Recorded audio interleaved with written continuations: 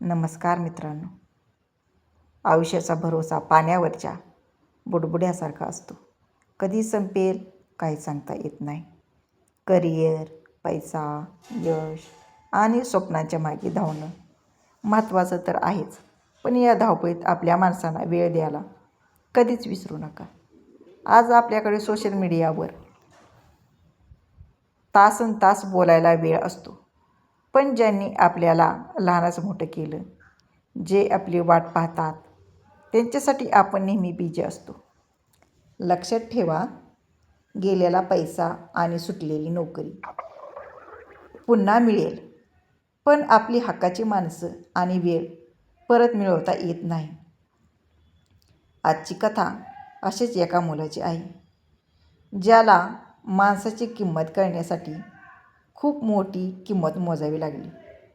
समीर मुंबईत एका मोठ्या कंपनीत प्रोजेक्ट मॅनेजर म्हणून काम करत होता.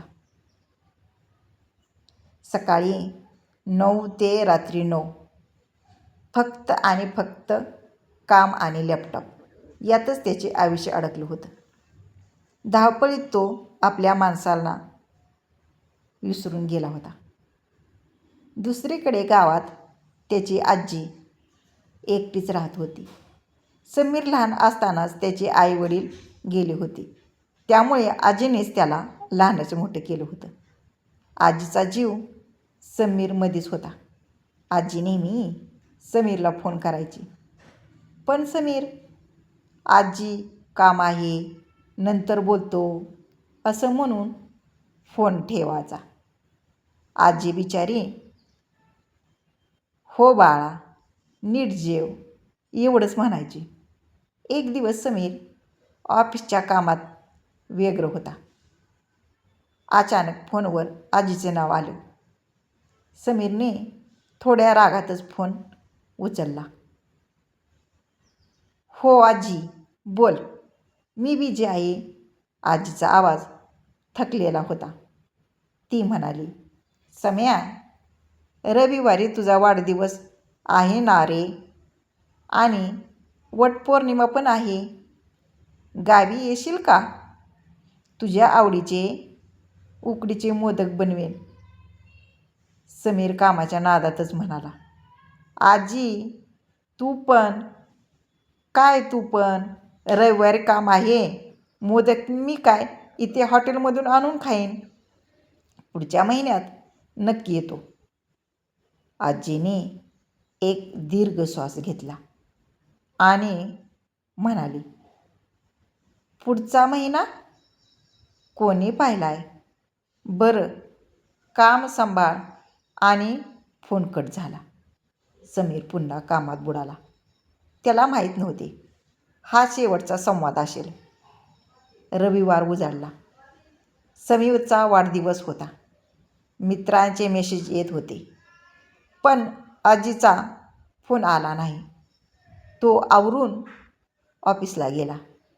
दुपारी अचानक त्याला गावातील काकांचा फोन आला. समीर म्हणाला, काका बोला. काका रडत म्हणाले, समीर लवकर गावी ये. तुझी आजी आपल्याला सोडून गेली रे. पूजा करून आली आणि तिचा जीव गेला. तिच्या हातात तुझा फोटो होता.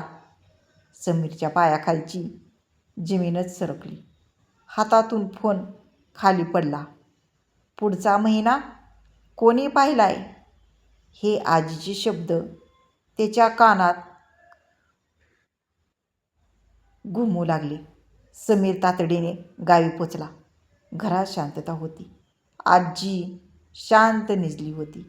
समीरने आजीच्या पायावर डोकं ठेवून हंबरटा फोडला. आजी माफ कर, मला बोलायला 5 मिनिटं नव्हती. मी पैशाच्या मागे इतका धावलो की मौल्यवान माणूस गमावून बसलो. पण आता खूप उशीर झाला होता. काही दिवसांनी समीरला आजीची एक डायरी सापडली. त्यात आजीने त्याच्या आठवणी लिहून ठेवल्या होत्या. शेवटच्या पानावर तिने थरथरत्या हाताने लिहिलेलं होतं, माझा सम्या मोठा साहेब झालाय, बिझी असतो, वेळ नसतो, पण मला राग नाही. देवा, सम्याला सुखात ठेव. पुढच्या जन्मीही हाच नातू दे, पण त्याच्यासोबत घालवायला थोडा वेळ जास्त दे. ते वाचून समीरला रडू कोसळले. त्याने ठरवले की आता कामासाठी माणसांना कधीच विसरणार नाही. पण हा धडा शिकण्यासाठी त्याने मोठी किंमत मोजली होती. म्हणूनच मित्रांनो, उद्या रडण्यापेक्षा आजच आपल्या माणसाशी 2 शब्द प्रेमाचे बोला, कारण पुढची वेळ खरोखरच कोणी पाहिलेली नसते. व्हिडिओ कसा वाटला कमेंट करून सांगा. व्हिडिओ जर आवडला असेल तर व्हिडिओला लाईक करा, शेअर करा आणि सबस्क्राईब करायला विसरू नका.